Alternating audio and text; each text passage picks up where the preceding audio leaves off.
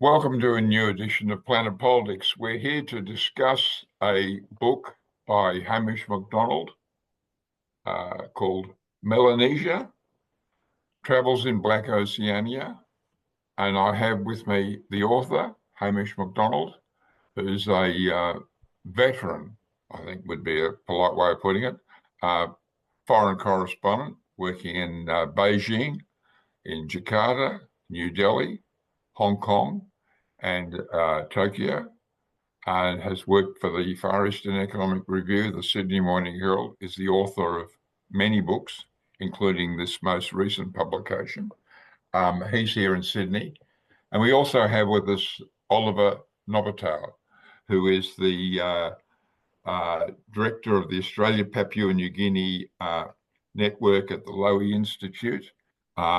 His areas of speciality include the climate change, national security, the copper-rich island of Bougainville in Papua New Guinea, and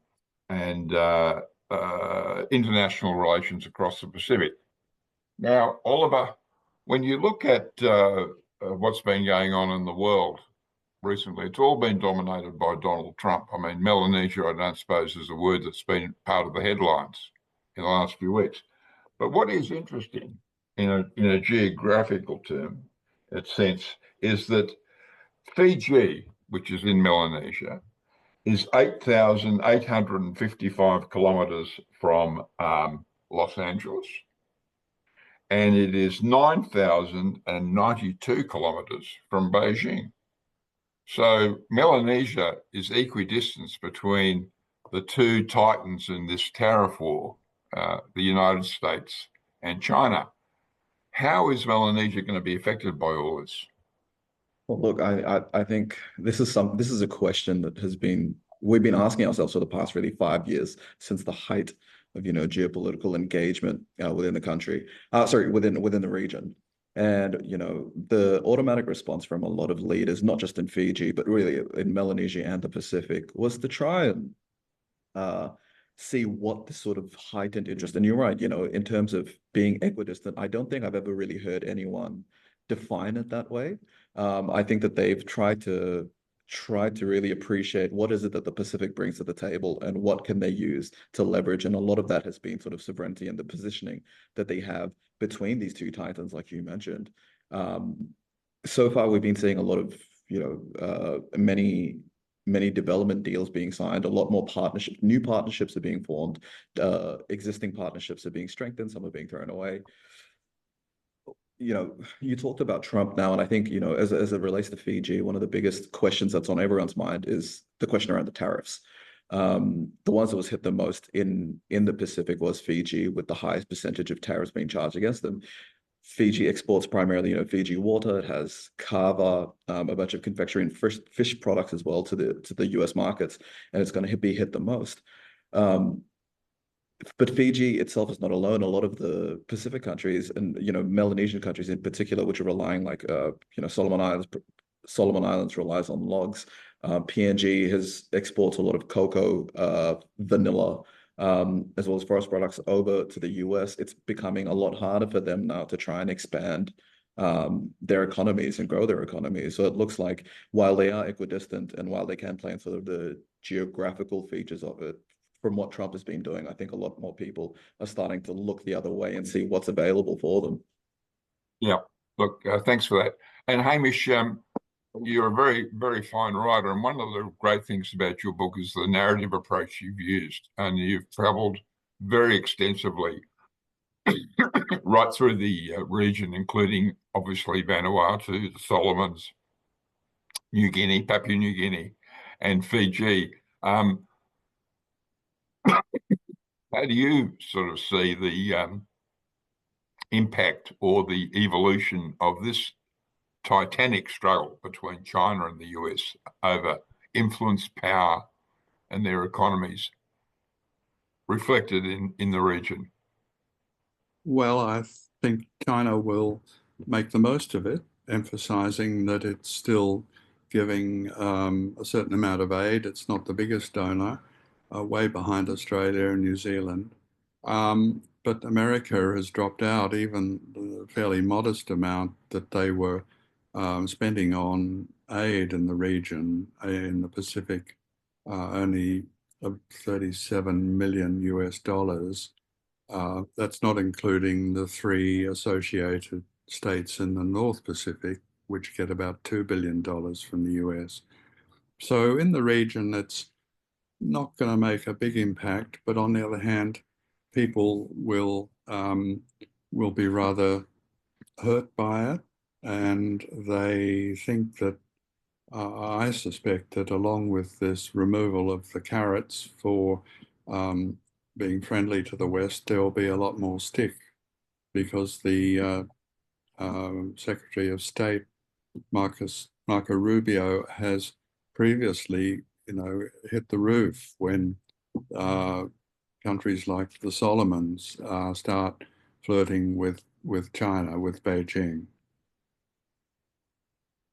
Right. And Oliver, one of the most interesting relationships in the Melanesia area is between Papua New Guinea and China. It's at several levels, and it seems to be, evolving quite quickly. How do you see that vis-a-vis PNG's relations with countries like Australia and the United States? Yeah, no, that's an interesting question. I think it's important to also put sort of Australia as a bit of an outlier in the sense that it has a special relationship, right? I don't think the relationship with PNG can be grouped with the relationship with the United States. I think Australia and PNG bilaterally have quite a significant relationship, and that is something that can be matched against the relationship that they have with China, for instance. So, PNG has always come out strong saying that they look at China as their uh, economic partner of choice, where, with Australia as more of the security partner. And that seems to be that's sort of how they seem to be tracking along. Last year, they signed a few MOUs, how they want to focus more on feasibility studies being done. They're looking at a free trade agreement. They're looking at exporting cocoa and coffee directly into Chinese markets as well. And, just because you brought up the question of relationship, I think that's something that's quite interesting to talk about, and especially in relation to, say, sort of the US's exit, and Hamish should mention it correctly, how it's not as big as what, well, the China and the US are not as big as sort of development partners in terms of what they give to the Pacific. But this does bring a question on how the relationship is being treated with individual Pacific Melanesian countries, for instance, just because uh, in the instance of, say, if I'll use PNG and China as an example, if the relationship is not progressing in a particular light, that doesn't necessarily mean that the relationship with Australia is becoming better. And sometimes I feel like they've looked at this relationship as sort of something that's tethered to each other. So as long as if one relationship goes down, then the other sort of goes up, which I don't think is the case. It shouldn't be seen in that way. Individually, each of these major powers need to play their role to better the bilateral relationship, and they can't rely on the faults of the other sort of powers in the area to try and measure that as a point of success. I think everyone has to put in that effort to build that relationship. Right. Yeah, Hamish, one of the many really compelling parts of your book was the record of Australia and Germany in Papua, and how that changed during World War One with the UN trusteeship territory, and then the UN mandate after World War II and independence in 1975, with a lot of really interesting historical reportage there. But one of the most significant aspects of that, of course, is the fairly small but still very significant group of Chinese people in the region, etc. How much influence or how much bearing does the older Chinese or the older Chinese communities have on this aspect of Melanesia's external relations?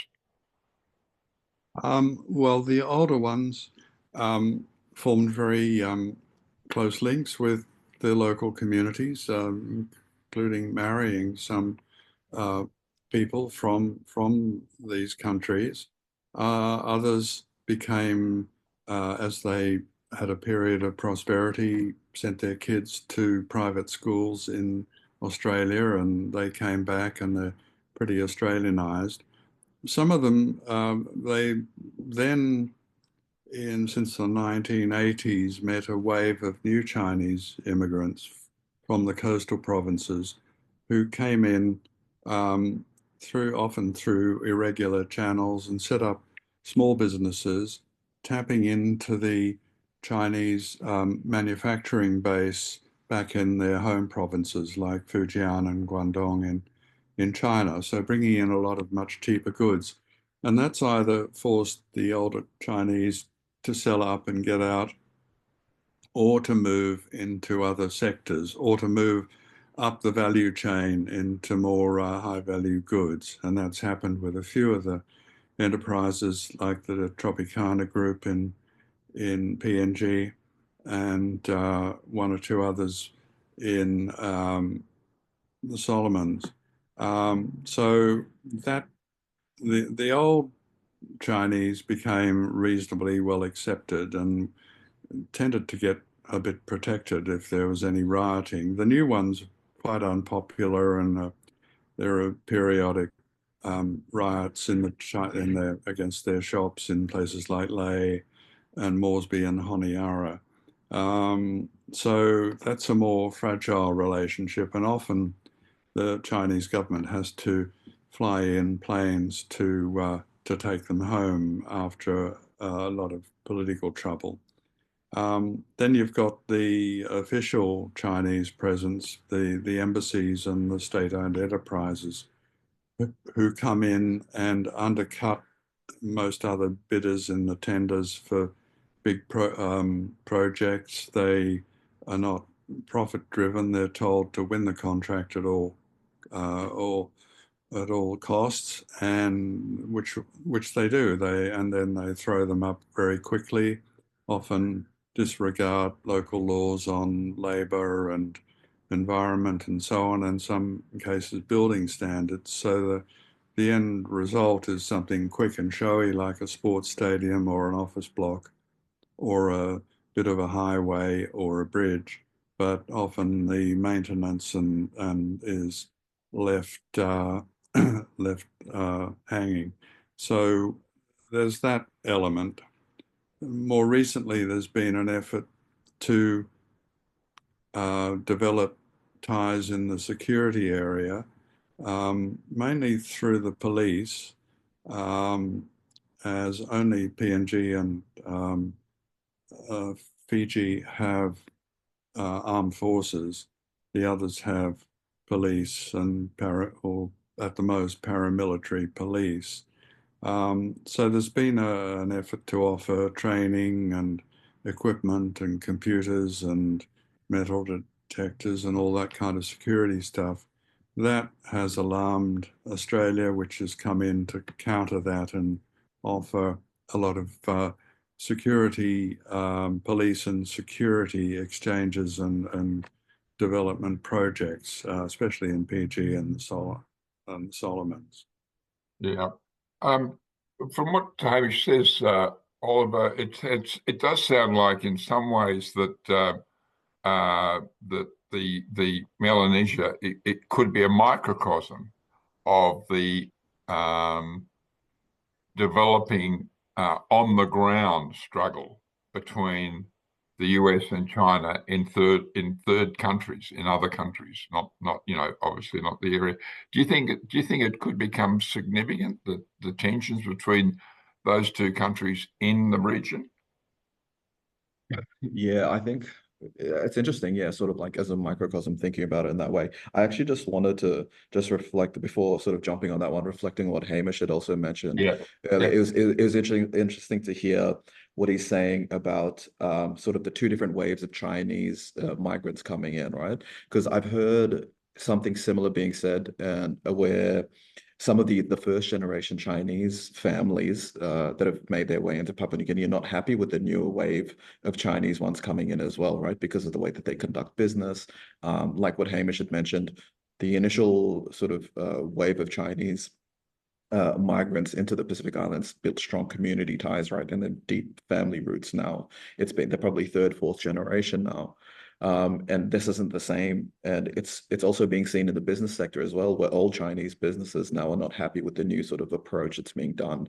You know, we talked about Chinese companies just coming in just last week in PNG. Fletcher Morribee had announced that it's packing up and leaving, and it's going, you know, it's going to leave, I think, 380 people without employment in PNG. And Fletcher Morribee has been around, sort of an extent. Fletcher Morribee has been around doing construction. It constructed the Parliament House that we have now. It's done construction on a lot of significant sites. It's been with PNG since independence, right? But now they just can't compete with Chinese companies, right? And we can't say that, you know, 380 people, then the Chinese, they can work for them. No, because the Chinese come in with their workers as well. So it's creating this whole, you know, and there's a whole lot of tension going on. And now we're starting to sort of see the spill-off effects of what we had, you know, talked about earlier, like in terms of leveraging and talking about what these new relationships would be. And this seems to be a sort of a delayed effect that people are going to be seeing now. But yeah, in saying that, do I think that, you know, what's happening with the US and China at the moment would cause some of, you know, it'll sort of manifest itself down at sort of what we're seeing internally in these Melanesian countries? It'll be to an extent, but I don't think it'll be to a large extent the reason why this happens. Hamish had talked about, you know, the security partnerships that are going on, right? And really, the essence of the security partnerships is not because Australia is not doing enough to do the security partnerships. It's because there's a lot of security issues on the ground, right? And it's not because of a lack. I mean, partially, I suppose you could say, the security forces within the Melanesian countries themselves cannot keep up with the rates of crime that are going on. It's a massive caseload for them to manage. But I think the question that we need to ask as well is that why are people committing these crimes in the first place, right? It's not because of a lack of security partnerships that are happening there. And why they commit these crimes is not necessarily due to what's happening at the geopolitical level. It seems to be more development issues, really, like at the crux of not just in Melanesia, but across the Pacific, across other developing countries as well. It's the same problems everyone is facing, right? This is just sort of adding an added layer of complexity when you try and think about these issues. But if we try to pare it back, I think those are the issues that need to be fixed. And then that should really guide the partnerships moving forward. Yeah. So what you're saying is that it may not be necessarily a microcosm of China-US tensions, but it is it's one aspect of the increasing tension around the world over China's Belt and Road program, and that whether these particular aid programs in places like the Solomons and PNG are under that rubric or another rubric, it's very similar. Yes. Yeah, yeah. And so, Hamish, do you see the whole tension developing in the region between the US and China? Potentially it could if China pushed it and tried to step up visits by warships, for example, or started offering more, you know, China training trips for police from the island countries. That could up the tension. It depends a bit how the US reacts, I think, in terms of whether it's a playing field for that kind of geopolitics. And I must say the US is not going out of its way to keep the region happy with these ridiculous tariffs that were proposed on Fiji and Vanuatu, and even the 10% on PNG. Even Nauru, which is not Melanesian, of course, but got hit with a 30% tariff proposed. And that's a little country of 12,000 people resident. Isn't it over phosphate? Phosphate, I presume they had a narrow surplus of $1.3 million last year in trade with the US. So maybe that got unwelcome attention in Washington. I don't know. Anyway, we just can't figure it out. There's no logic. No, of course. No. It's all irrational. I mean, But he's even tariffs on. He's put tariffs on. What was the? I forget the name of the island, the one with only penguins on it. I was gonna search it. Heard Yeah, on. yeah, Herd Island. Yeah, that was it. So, There's a brilliant sort of piece of social media about that with all the penguins attacking Donald Trump. not even the That's penguins are safe. Yeah.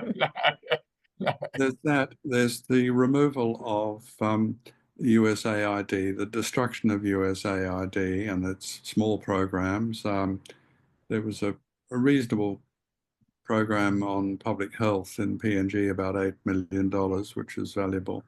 Then you've got the muting of American broadcasts, VOA and yeah. Radio Free Asia and so on. So it's kind of like the American soft power is being cut away by Trump, Mm, and potentially could be replaced with some fairly harsh rhetoric, at least, and maybe financial sanctions if Chinese aid was accepted in a way that Trump didn't like, Mm. or his defense secretary or whoever. Um, mm, so look, it's I think probably as Oliver was saying, there will be a fair amount of trade diversion, even if it's only the 10% tariff that remains. PNG will be looking to send its resources and, copper, gold, um, and tree crops like timber, yeah. Mm. poplar and so on to China. And if I can sort of add on to that one and sort of ask Hamish as well. I really like uh there's a Low Institute paper that was published by Richard McGregor, and he described it well, sort of what's going on. He describes it as sort of the battles of systems, right, that we're seeing in the Pacific, right?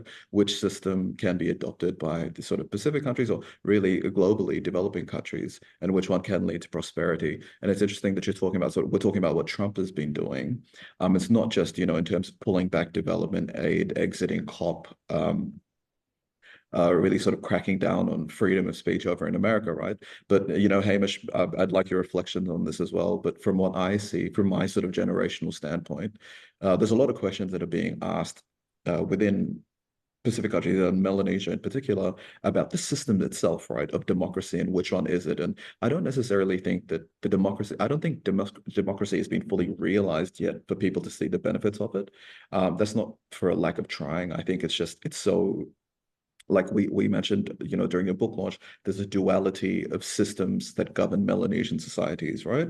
Traditional and the Western system. And the Western system can work, we see it in countries like Australia, but when you have a massive power like US, who seems to be scrapping away with the principles of what holds democracy together, an unintended effect of that could be that countries like in the Pacific or countries in Melanesia start turning to alternative models like what China has been doing as well. So it's sort of the unintended effect of why should we adopt this when even they don't respect it as well, right? Even the major sort of Western powers as well. So Yeah. Look, I agree with that. That's very important. And traveling around, you get a sense that people are very disappointed and impatient with the kind of governance they're getting from their elected representatives. And as PNG approaches its 50th anniversary of independence in September, I got a sense that people were saying, our politicians just look after themselves. They're all the revenue that comes into the government basically either stays in Port Moresby or gets handed out to MPs to dispense and shore up their own electoral base and so on, and that there's no really well administered distribution of revenue out to the local schools and clinics and services, agricultural services and so on. So there's an impatience with the system, and I think that's true in the Solomons too. The and partly that's results from the collision between the Westminster system and custom, as Oliver just mentioned, in these highly fragmented um, countries, culturally fragmented countries, Vanuatu, Solomons, PNG. You could potentially see a yearning for a strongman type who could knock heads together um, and develop the bureaucracy a bit more. We've already had one authoritarian exercise in Fiji under Frank Bainimarama, a former military person who took power in a coup and then took 12 years or so to relinquish it to another elected government. And he was very cozy to China and liked the way the Chinese did things and appreciated their sort of no-nonsense help and little worry about lawyers and courts and so on. So you could see that having some appeal. The question is whether any institution or political force could throw up such a leader in PNG or in Solomons and Vanuatu without the rest of the country getting up in arms and not cooperating. In a way, the diversity of the social diversity of these countries keeps the system in being, which is a frustration because the system is not delivering in terms of the economy and administrative services. Yeah, I've always, To sorry, the Andrew. person. I mean, Yeah. the economy, the aggregate figures look good, and but in terms, if you're in a village and you've got to go on a bad road into the nearest town and the teacher doesn't turn up at the local school and the clinic has no medicine and maybe only occasionally a nurse there, you don't feel you're getting much from the copper, gold, and LNG. Yeah, no, Agree, Oliver? no, that's true. Yeah, it's interesting. You've touched on a lot of interesting points there. I'm just trying to pick out sort of first one where to go on. Well, the first thing I wanted to talk about, I sort of draw it back to your book as well, because you talked about sort of, we are sort of fragmented societies coming together under the one banner of democracy, right? And that's something that, why I was really happy to promote your book as well. Is sort of, I talked about it in the sense that, and oh, sorry, shout out to Anne-Marie O'Keefe, right? We just actually met, we just had the President Palau speaking at Lowy, and we talked about your book as well, and she really enjoyed the book. Her and her husband, and I enjoyed it because she thought that it was written perfectly for people like them, but I thought it was written perfectly for people like me, right? Because I felt like it was such a learning experience for me, because like I had mentioned on your book launch, in Melanesian countries, and this is sort of in a PNG example, in history classes at high school, out of the 8 terms that I would spend in year 11 and 12, only 1 term is spent learning about PNG history, and the rest we learn about European history, right? And that's what we get tested on in the exams, right? And we never learned about what was going on in the other Melanesian countries, it's sort of in our own neighborhood. So being able to read that was actually a real eye opener for me. The only time I had ever heard about Father Walter Linney when I was in law school in my first year, and we had looked at a case where the PNG government had spent the PNG DF over, right? And there was a constitutional challenge on whether or not it was legal. But before that, I had no idea where this all came up from until I read your book. So, which is why I think I recommend it to a lot of people just for them to be aware of what's going on. But, because going back to that fragmented topic, it was such a powerful line that you just mentioned. And, I don't think you would have realized how powerful it was as well. But you mentioned that Papua and New Guinea really wasn't considered as Papua New Guinea until 1948, was it? Like with the establishment of the United Nations, and they decided to put them together. And I don't even think even Papua New Guineans themselves realize it. Like it hasn't even been 100 years that we've seen ourselves as one sort of federation of tribes, if you will, right? And I think people need to give more attention to that, and it causes us to sort of pause and be a little bit more patient with ourselves, right? Because we're just starting to get to know each other. Because before that, PNG in itself was sort of a conglomeration of isolated communities, and it wasn't until the presence of sort of an external influence that everyone was brought together, and we started to. So we're sort of, in a sense, we're getting used to being one big society, but we're also sort of getting used to each other as well. So I thought that that was something. It was something that really made me think when I was reading the book. Yeah, yeah. Um, Strangers and Brothers was how I heard it described once. And look, it was quite arbitrary. The colonial boundaries were decided at a conference in Europe in the 1890s. And, Mm, the western half of New Guinea went with the Dutch, and the northern half of the eastern half went to Germany, and the southern half to Britain, then Australia.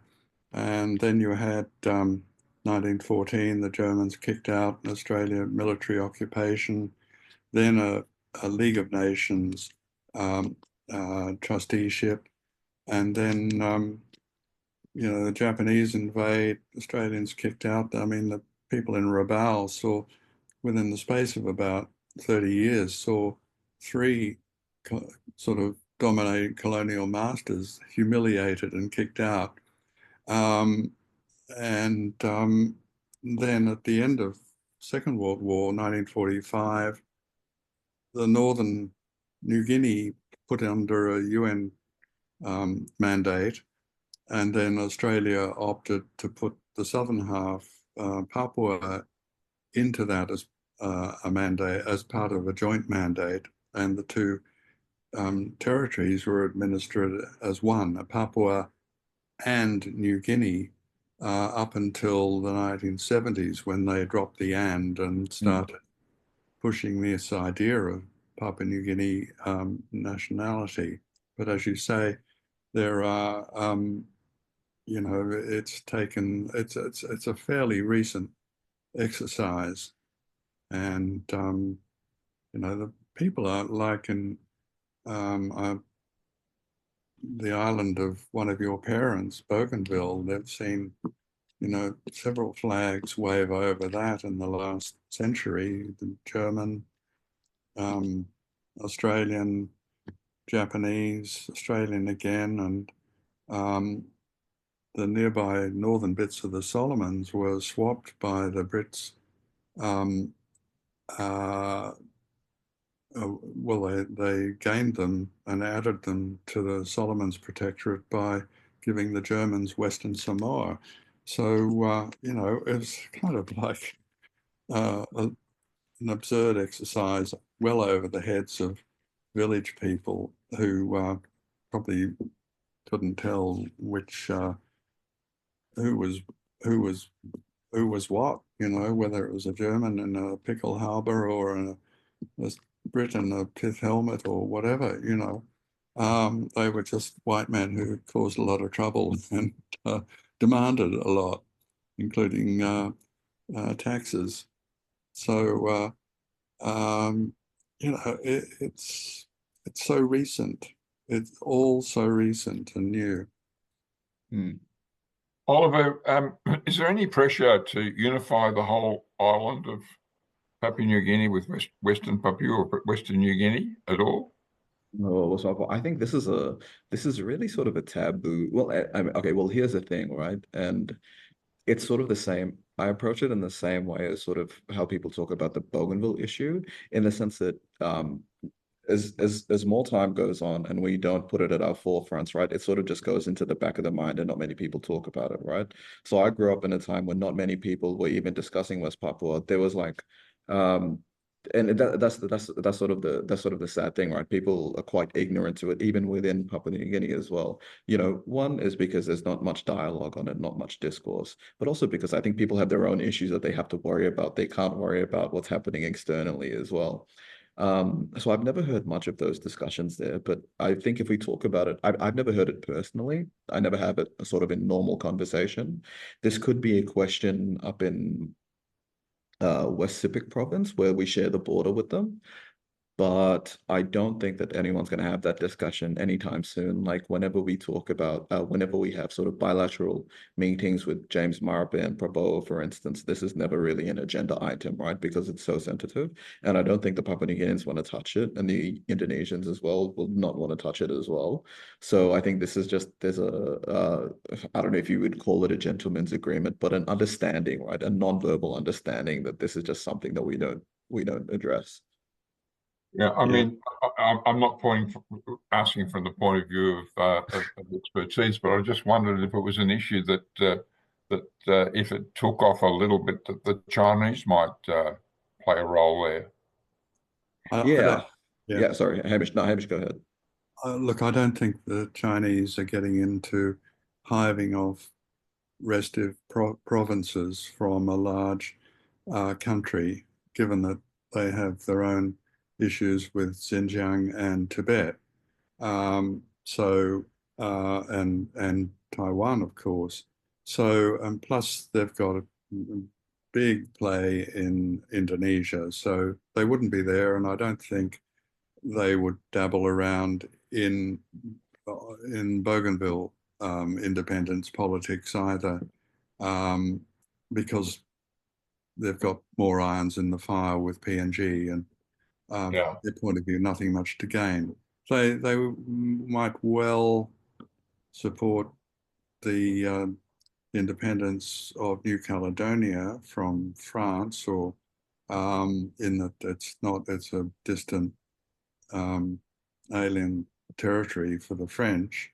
So they might try to win um, some diplomatic points in the rest of the Pacific by supporting the Canucks. Even so, it's fairly muted. With West Papua, at the time, the Dutch were trying to cling on to it, and the Menzies government was very upset at Sukarno's attempts to take it. There were suggestions that maybe it could be merged with then Australia, Papua, and New Guinea. But it's developed under different different systems. The lingua franca there is Bahasa Indonesia or Malay, and not talk Pidgin.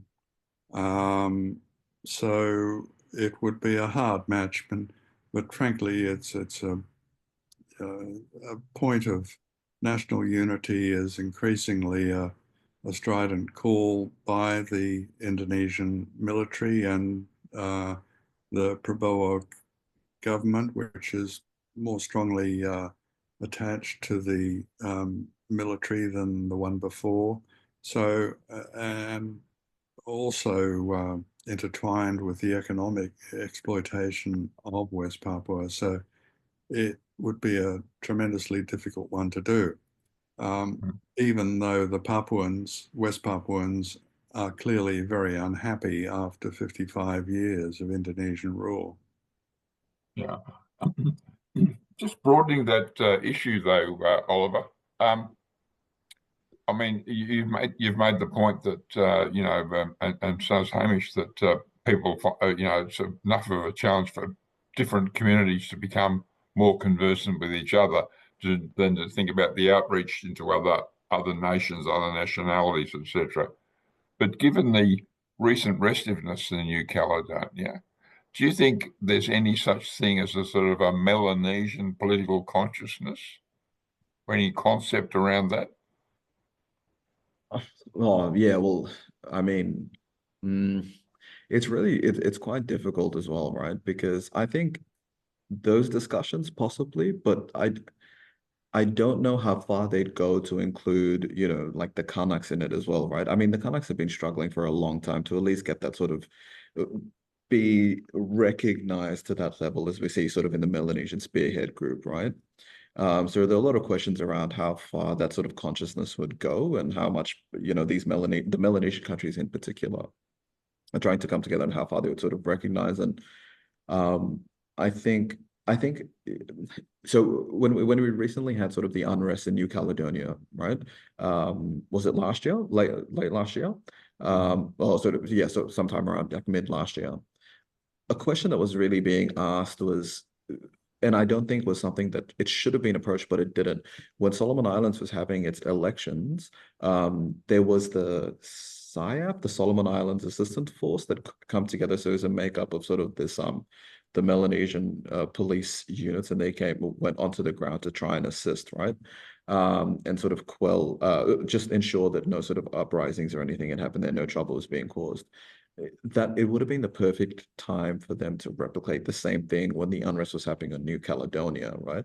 And I think that's as far as politics will get involved in terms of trying to go and assist. But I don't think that they want to put their hands in sort of that pot and try and see what they can try and bring up out of it. Yeah. The after the unrest, the Pacific Islands Forum sent a mission in, but they picked to lead it a couple of leaders who, you know, were on either on the fringe of um, Melanesia, like the Fijian Prime Minister, or from way out, like the Cook Islands Prime Minister, and I think there was one Solomon Islands minister as well, but they were probably less attuned to the sense of Melanesian, the identity and, the sense of land and culture and so on that impels the Kanak movement, and also more open to French blandishments about their strategic presence and counterweight to China and all that stuff. So it didn't really go very far, but it's a long simmering issue, and I think since then and since my book came out, the French are starting to waver a bit on sticking to the formula that it's all been decided by these referendums. I think they're starting to talk more about a kind of independence and association model, which would be good and which would probably be something that both the Kanaks and the Loyalists could work on, at least the more moderate elements. And sort of on that point as well, it's sort of bringing my mind back to, with the PNG example, PNG, for instance, is sort of in the same situation as China in relation to the support of pro-independence movements, right? PNG won't necessarily give much support, I think, to like West Papua, even for the Kanaks, because I think the long-standing position, regardless of the government that's come into PNG at a time, was to not let Bougainville go. So to acknowledge really the Kanaks or any of the West Papuans at that sort of high political level means that they have to do the same thing for Bougainville. And I don't think that they're prepared to do that yet. So they're going to really play, they're going to sort of be mute on that issue for a long time, I think, until, there's a real leader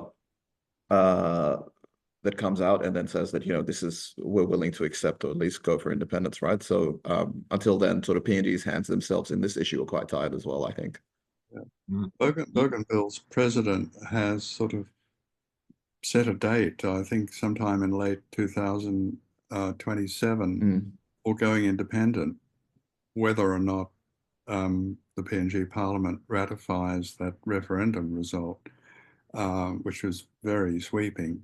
How do you think that's going to play out, Oliver? Or what is it, brinkmanship or what, Yeah. I think I have and being, having the privilege to come to Lowy and do my own research on sort of this stuff as well. I think I really hold a firm view that if anything, the death of this movement will be the continuous setting of unrealistic timelines, right?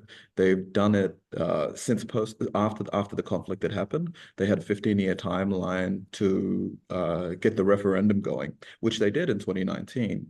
And they had to reach sort of three key sort of prerequisites before that happened, weapons disarmament, autonomy, fiscal self-reliance.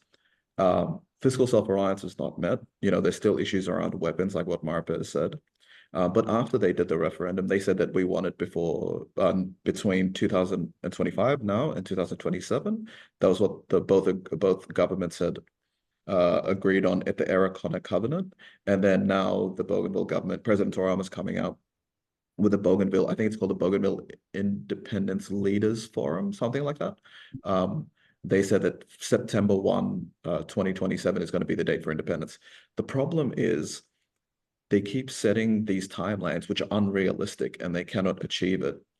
It's nice to be sort of aspirational, but the problem is whenever these timelines, whenever we keep moving towards these deadlines, people get so frustrated saying that why are we not achieving it? And it starts a blame game again. But the problem is it's not it's not because people are trying to stall the movement. It's because these timelines in the first place are quite unrealistic to achieve, right? When they were saying that, you know, the drawdown of autonomy was taking too long when Bougainville was going to go for the referendum, I think you could only say that it's slow if you could compare it to a successful case of autonomy being brought down. And the thing is, you can't, because there's nothing similar to the Bougainville case, right? So this isn't slow progress. This is just the time that progress takes.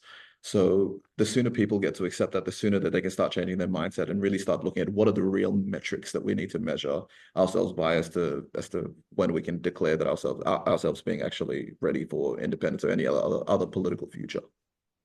Yeah. So ironically, if they independence might be dependent on the Bougainvilleans opening up mining again, which was the cause of, you know, the civil war that led to all this, but under better terms of land ownership and royalties and so on.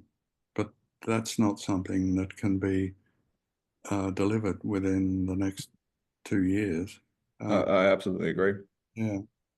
But if it's in the pipeline, they might say, well, look, we'll go for it and we'll live on fish and vegetables and coconuts and whatever, and pound a bit of gold in the streams and so on. I mean, they survived with very little help for so long. And, you know, everyone has a relative who disappeared or died in the 90s. So, you know, it's a heartfelt thing. You never know. People aren't necessarily counting the money all the time. We'll see.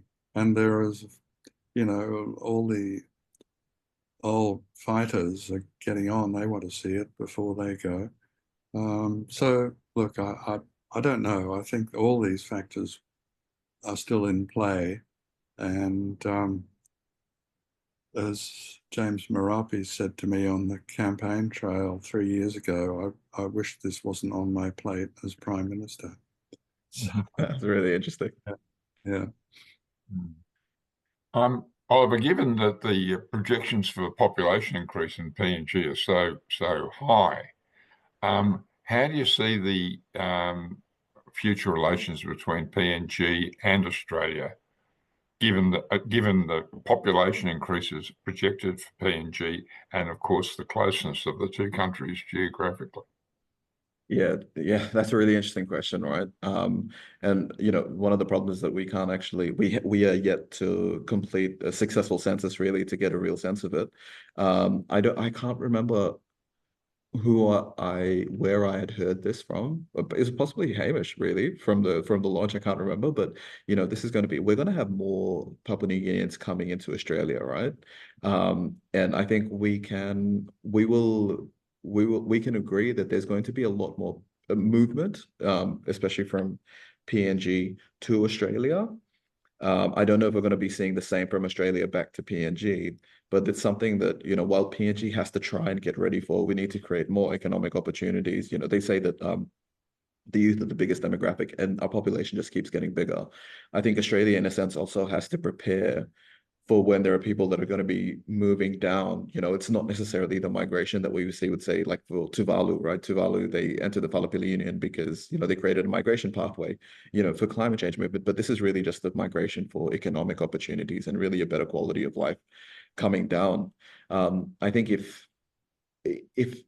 taking that into consideration, the best form of partnership is definitely going to be creating more economic opportunities back in PNG, so that we have less of a brain drain of people coming into Australia, and keep people there as well. But it also keeps people, in terms of if they're looking for economic incentives, it keeps them over in PNG, up in PNG, and not coming down to Australia. Everyone is free to move as much as they want, but it's interesting to really see PNG is only one source of sort of migration that comes into Australia. Australia is, you know, the final destination for a lot of people. I explain it to I've explained it to a few people here saying, you know, how they talk about the phrase the American dream. I think a lot of Pacific Islanders have what's called the Australian dream, right? It's sort of their equivalent. So in terms of how we're going to look at the relationship going forward, I think Australia has to be prepared for that. It's only going to be one form of migration that comes in. They're going to cater for migrants coming from all over the world. But to guide the relationship going forward, I think I think it's worth investing a lot more economic opportunities because that's going to be really what drives people to migrate and move over to Australia as the population grows. Yeah. I And mean, it's going to change the way we look at Papua New Guinea and the Melanesian region if in 25 years we, we're apart from migration, a slow-growing, aging population, um, maybe 40 million Australians and 25 million Papua New Guineans. Um, I'm not expecting, young people to club together and buy a banana boat and an outboard engine and, motor across the Torres Strait, but they'll be looking for opportunities like the seasonal work and the work in the sectors like hospitality and aged care and all that kind of thing, where we're actually short of people doing the grunt work. Um, and the risk is that the higher salaries, wages here draw people who have some skills and are needed back home. Um, so I agree with Oliver that if we can generate more economic activity up in PNG, that's going to lead to a more stable situation overall. But even so, we in Australia are going to have to get used to a lot more Melanesian faces in our workplaces and streets and so on. And in a way, it's the whole thing historic circle coming around again with the importation of the so-called blackbirds and the Kanakas and so on for the Queensland sugar industry. This time we really need Melanesian workers, and they want to come. They're not here to cause trouble. They have a strong affinity for Australian things, from football to entertainment and so on. So it can be a happy convergence of interests, but it will certainly place us in a much different geopolitical environment than we've imagined ourselves to be in up to now. We tend only to turn to the countries of Melanesia when there's trouble, and we come in with some kind of rescue mission or package or intervention and leave it back to a kind of stability and then turn our minds elsewhere. But I think we're going to have to pay pretty consistent attention. And I think it's going to be quite a rewarding one in many ways. Oliver, Hamish mentions at the big start of his book how he was just very attracted to the region, just to the life there, the variety, the magic, if you like, of the Pacific. How much of that has been sort of rinsed out of the Pacific by just the problems and the challenges of modern life, and also population issues and ethnic tensions? I mean, the sort of spirit of that region that's been so remarked upon and written about in novels and in films, etc., etc. Is that sort of dissipating? Yeah, I think so. I think I think I know, yeah, what you're talking about really when you open up the first page. And I think Hamish you wrote it quite beautifully. I think it was saying something about how all of this uh, enveloped you in a mix of, like, what is it, wood smoke and coconut oil and sweat, all this stuff. So I Yeah. think Yeah. it was, I think for any other Melanesians reading that, and for those who picked it up and they looked at the first page, it brought back sort of flooding memories. So the thing is, like, reading the book in itself. So to answer your question, sort of what makes sort of Melanesian society quite unique. You're right, it can sometimes be lost, right? Because people are now measuring the success of their life and progress in terms of different metrics, right? In terms of, how much money is in your bank account, how much do you have a job, what can you provide, which are all quite important, but they're not necessarily the essence of Melanesian No. societies, right? Mm. And I think reading the book was like, it was actually a really important reminder as well, of really what it is that makes us quite unique in that sense. There was another line that I really enjoyed, and I thought it was quite interesting. I think it was when, on the chapter on Vanuatu, talking about how you describe people as being intoxicated with happiness, like how, so there's like a PNG phrase for it as well, right? But I've never been able to translate it into English until I read that line, and I was like, that's exactly it, right? And that really is the essence of Melanesian societies. And I think when other Melanesians read it, they'll know exactly what I'm talking about. But I think that's really it. And, I think that seems to be fading away when we're so overcome with all these other, like, I'm saying, right, you're measuring your life to different standards. One thing I like to talk about as well is, like, with what's happening with Trump right now, and the tariffs and the market's been dropping, they picked up again today. But for instance, if we were going to have a stock market crash, like for instance, what happened in 2008, the people in the villages don't really care, right? They just go to the garden every day. They still have food to eat. Their life continues on as normal, right? And the more that the Western sort of system that we're seeing now permeates this sort of traditional sort of ways of Melanesian society and how we live, it really brings their attention away from that, and that does sort of seem to fade away. Mm. Yeah. How about you, Hamish? Do you have a dark vision for that as well?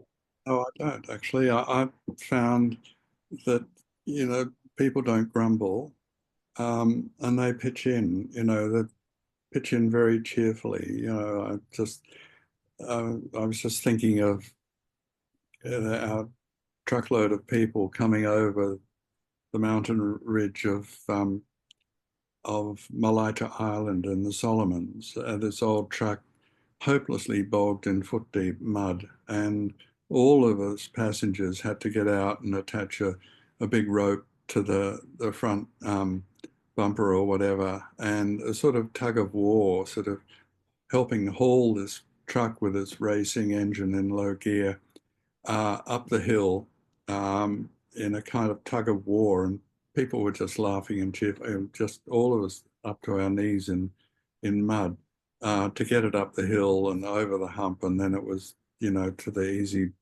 drive down the other side to Alki. That was one of those moments, and the great 19th century naturalist Alfred Russel Wallace, observed that when he saw canoe loads of young Papuan guys coming out in what's now West Papua to meet his expedition, and just the joy of them paddling the canoe. We just thought it was so, they were intoxicated with the joy of racing that canoe out. And he just contrasted that to the more languid mood of the Malays that he saw further back in the Indies. So that kind of pitching in and cheerfulness, whether I've seen at peace ceremonies in the Highlands, or pulling a truck or a bus through a bad stretch or whatever, people accept it and accept it cheerfully and laugh at the challenges. Well, there are a lot of challenges in the modern world, and they're impacting everywhere, including Melanesia. But I think it's been a very interesting conversation, uh, centered around the publication of Hamish's book, Melanesia, Travels in Black Oceania, and Oliver Novotel from the Lowy Institute, the very distinguished Lowy Institute, Thank you very much. And of course, the author, the man himself, Hamish.